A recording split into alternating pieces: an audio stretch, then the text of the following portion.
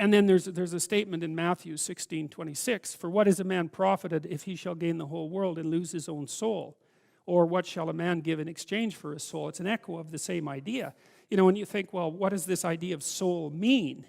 And it's not intellect. And it's something like consciousness allied with character, I think. And I think the reason that it's valued so much is that, because you got to ask yourself, well, what do you really have when it comes down to it? So life is suffering, let's say, and you know, you can pile up worldly goods, and the God in the Old Testament doesn't seem to have anything against that, really, right? The people who he favors seem to prosper quite nicely in the world, but they also have to make a choice between whether they're going to fundamentally sustain their character or whether they're going to prosper in the world when push comes to shove. And the idea constantly is that really what you have in the world that allows you the best possible defense against the suffering that's intrinsic to being is your character. That's what you have, period. And I don't think there is anything that's more psychologically true than that. You know, because everything else, well, first of all, your relationships with others depend on your character. And certainly this is part of the story of Noah's Ark, you know, because his generations were perfect, so he had a very tight familial arrangement. Everyone trusted each other. That's a big deal if you hit a rocky patch in your life, right? And it's character that determines that. You know, if you're generous and honest and all of those things, and people know they can rely on you, assuming they're not resentful, that's a whole different story. Then they're going to come to your aid when it's necessary. They're going to pull together with you. And you know, when people are really after you for one reason or another, and they're accusing you of all sorts of things, and you're guilty because you have a past that's laden with characterological errors, then it's very easy for people to take you down, because they'll poke until they hit a place where you're guilty, and then you're done, because you'll do yourself in with your own judgment. And so, well, so Esau makes a very big mistake. And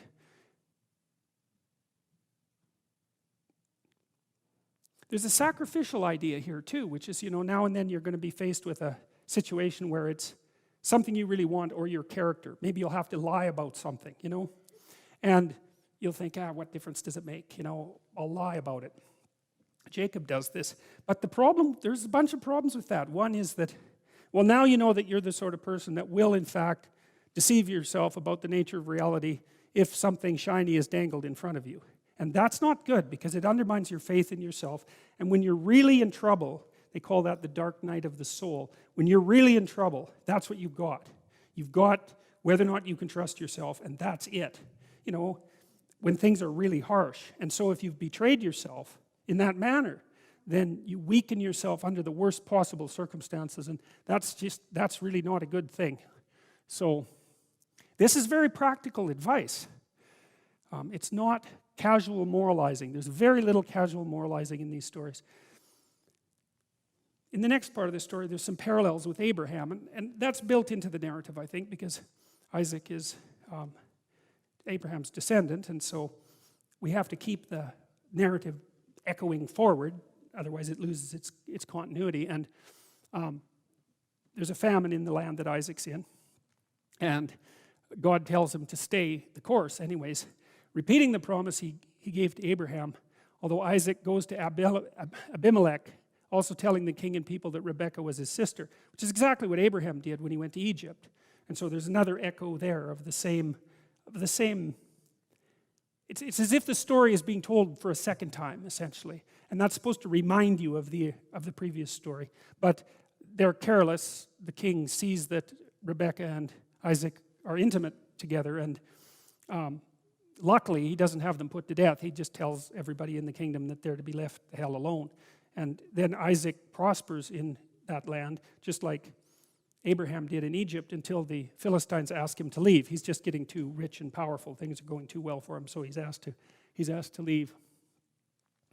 Now, in the meantime, Esau gets married. And this is a funny little story. He says he marries two women who give grief to Isaac and Rebekah. So whoever Esau marries, they're not popular with their in-laws, not in the least. That actually becomes relevant a little later, because they drive Rebekah quite mad. So I get a kick out of that, because that's very common. You know, it's not easy to integrate new people into your family and hope that will go smoothly. It's actually one of the real catastrophes in life, right? You have a kid, and maybe you get along with them, and maybe you don't.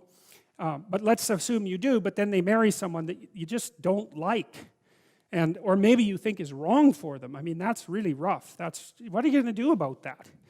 Because you're basically screwed both ways. If you have the person you love around, then you have to put up with this horrendous creature that they allied themselves with. And if you get rid of them completely, well, then you don't have your child anymore. So it's a very, very difficult position. And so that's another example of the realism, I think, of the stories. Now Isaac, who's hypothetically on his deathbed, asks Esau to hunt for venison because he likes venison and he's happy that his son is a hunter. And Rebekah overhears this. And so she conspires with Jacob to slaughter 2 small goats and make his father some stew, because he wants Esau to make him stew out of venison. But Rebekah, who's being, I would say, let's say slightly deceitful or horribly lying, that would be more accurate, she conspires with Jacob. So Jacob kills 2 little goats, kids, and boils up a stew, and then he puts on some goat skins, because Esau is a hairy character, and Rebekah dresses Isaac in Esau's clothing, because Isaac can't see very well at this point. And so then Jacob goes into his father with the stew, and he's trying to disguise his voice, but it doesn't work very well. And so Isaac asks him to come close, and Jacob puts out his arm with the goat skin on it, and Isaac smells him too, and he smells like Esau, and which maybe wasn't the best thing, but and feels like him, and so because Isaac thinks he's on his deathbed, he decides to deliver a blessing hypothetically to Esau, and so, but it's Jacob, and so that's a big deal too, because the blessing is actually, as I said before, with these ancient people, it appeared as though once you said something, you didn't get to take it back. You couldn't say, well, look, you deceived me, so it doesn't count. It was like, they weren't maybe as well, weak might be one way of thinking about it, but another way is they weren't quite as attentive to context, because if I make you a deal and then it turns out that you've betrayed me, I may feel that the deal is no longer valid because the assumption was you were being honest to begin with, and that, violates the whole spirit. But that isn't how these people thought. They said, once you promised, man, you promised, and that was that. So Isaac blesses Jacob. He says, let God give you the dew of heaven and the fatness of the earth and plenty of corn and wine. Let people serve you and nations bow down to you. Be Lord over thy brethren. That's going to be rough on Esau. Let thy mother's sons bow down to thee. Cursed be everyone that curseth thee, and blessed be he that blesseth thee. And so there's quite a remarkable painting of that. So there's Rebekah. She's looking pretty old, and Isaac's looking pretty blind, and Jacob's taking directions from his mother, and we might say he's perhaps a little old to be taking moral lessons from his mother, especially given how she's acting. And so it's a pretty ugly scene altogether, especially that we also know that Jacob already tricked Esau out of his birthright. And so now he's like taken the birthright and he's taken the blessing. And so, as I said, that Jacob, he turns out to be the father of Israel. It's like he's a reprehensible character. These are major league betrayals that he's engaging in. It's not trivial. He really, really pulls the rug out from under his brother. And you could say, well, Esau is not as awake as he might be. He's kind of a wild man, and fair enough. But it certainly seems to me that the predominant moral error falls on Jacob's shoulders. It's very treacherous behavior, what he's doing. So then Esau shows up, and he's got a nice stag for his dad, and it's like a little late for that. And he states that his brother was rightly named Jacob, which means supplanter, because he's been deceived twice. And Isaac answered, he's asking, Esau is asking fundamentally if there's anything at all left over for him. And Isaac can't give him the same blessing because that's already been given, so he has to think of something else. And Isaac says, behold, I've made him thy Lord, and all his brothers I've given to him for servants, which includes you. And with corn and wine have I sustained him, and what shall I now do unto thee, my son? And Esau said unto his father, have you even one blessing for me, my father? And bless me also. And Esau lifted up his voice and wept. And we already know that Esau is a pretty tough guy by all appearances. And, you know, he's out there hunting on his own and camping, and it's like he's no pushover. And the fact that this reduces him to tears is an indication of the magnitude of the betrayal. And Isaac says, behold, thy dwelling shall be the fatness of the earth, and of the dew of heaven from above. And by thy sword thou shalt live, and thou shalt serve your brother. And it shall come to pass when you will have the dominion, and you'll break the yoke, his yoke off from thy neck. And Esau hated Jacob because of the blessing wherewith his father blessed him. And Esau said in his heart, the days of mourning for my father are at hand. Then I will slay my brother Jacob. So fundamentally, you know, if Isaac dies or when he dies, then we'll mourn for him, and then Jacob better look the hell out, because it's like it's serious death coming his way. And you know, he's got a point.